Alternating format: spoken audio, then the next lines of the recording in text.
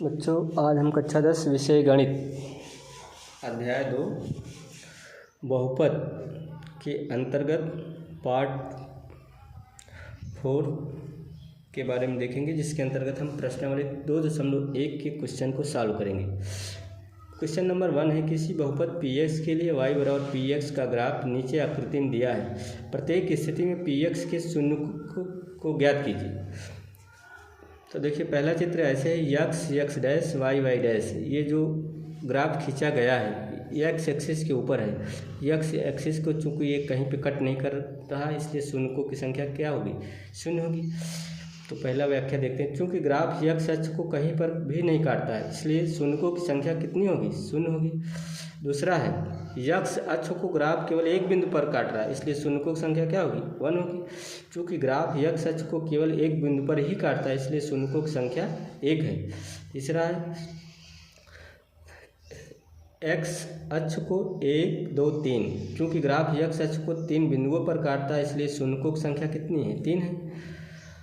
और ये चौथा है, x अक्ष को ऋणात्मक दिशा में 2 स्थान पर काट रहा है, क्योंकि ग्राफ x अक्ष को 2 बिंदुओं पर काटता है, इसलिए शून्यों की संख्या कितनी है? 2 है।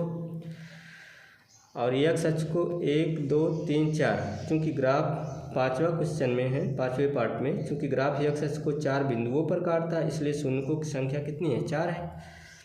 छठा क्वेश्चन है, 1 2 3 बिंदुओं पर कट कर रहा है, क्योंकि ग्राफ x अक्ष को 3 बिंदुओं पर काटता है, इसलिए शून्यों की संख्या कितनी है? 3 है।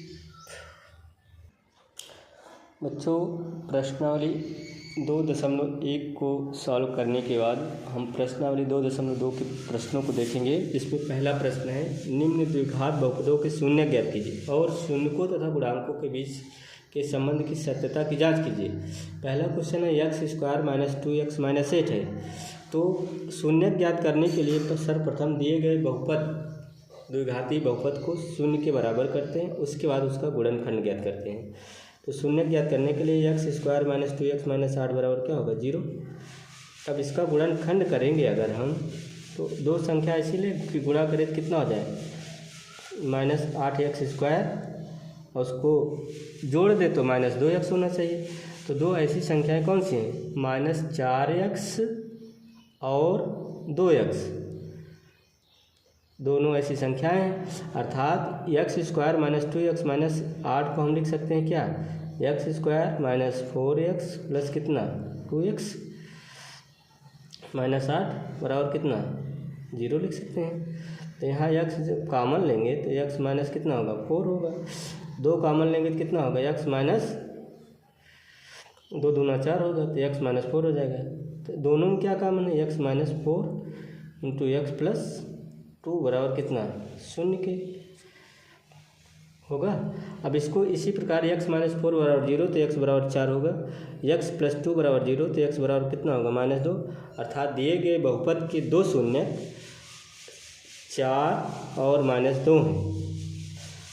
अब इसको हम मान लेते हैं कि अल्फ़ा बराबर 4 तथा बीटा बराबर -2। तो सत्यता की जांच कैसे करेंगे? हम जानते हैं कि अल्फ़ा प्लस बीटा बराबर क्या होता है? -b/a होता है। तो अल्फ़ा के स्थान पर 4 रखेंगे, बीटा के स्थान पर क्या रखेंगे?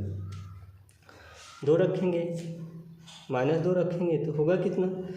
4 में से 2 गया 2, और यही -b पे जब मान रखेंगे तो दोनों चीज़ बराबर आ जाएगा, तो सत्यता की जांच हो जाएगी। इसी प्रकार अल्फ़ा इंटू बीटा बराबर 4 गुणित -2, तो अल्फ़ा इंटू बीटा का मान कितना होगा? -8 होगा। और अल्फ़ा इंटू बीटा बराबर c/a होता है, और इसका मान कितना होगा? -8। तो दोनों वैल्यू बराबर है। अल्फ़ा प्लस बीटा बराबर 2, अल्फ़ा प्लस बीटा बराबर 2, अल्फ़ा इंटू बीटा बराबर -8, अल्फ़ा इंटू बीटा बराबर -8। तो इस प्रकार सत्यता की जांच हो गई। अगला क्वेश्चन देखते हैं, सेकेंड, 4s² - 4s + 1। शून्य ज्ञात करने के लिए सर्वप्रथम दिए गए व्यंजक का मान क्या रखेंगे? शून्य। 4s² - 4s + 1 बराबर 0। तो इसका जब हम कॉमन गुणनखंड करेंगे तो एक कोष्ठक में 2s - 1 होगा, दूसरे में भी क्या होगा? 2s - 1।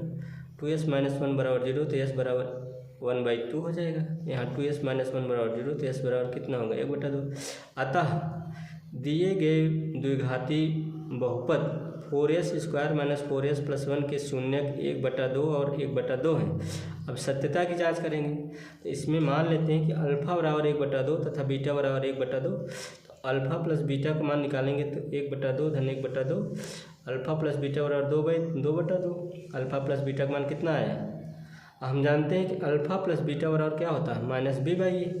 तो -b/a का जब मान यहाँ रखेंगे, माइनस पहले से -4/4 कट करके कितना हो जाएगा? 1 हो जाएगा।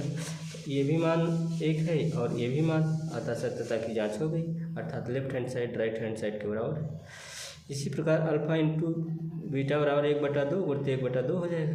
तो अल्फा इंटू बीटा बराबर 1/4 हुआ और हम जानते हैं अल्फा इंटू बीटा बराबर c/a। तो अल्फा इंटू बीटा बराबर 1/4 हो जाएगा। ठीक, तीसरा देखते हैं। इसी प्रकार 6x² माइनस 3 माइनस 7x बराबर, इसको पहले हम लिखेंगे घातों के घटते हुए क्रम में। 6x² minus 7x minus 3। अब इसका गुणनखंड ज्ञात कर लेंगे तो x बराबर 3/2, x बराबर -1/3। अतः दिए गए बहुपद के शून्य क्या होंगे? 3/2 और -1/3। सत्यता की जांच इसी प्रकार कर लेंगे।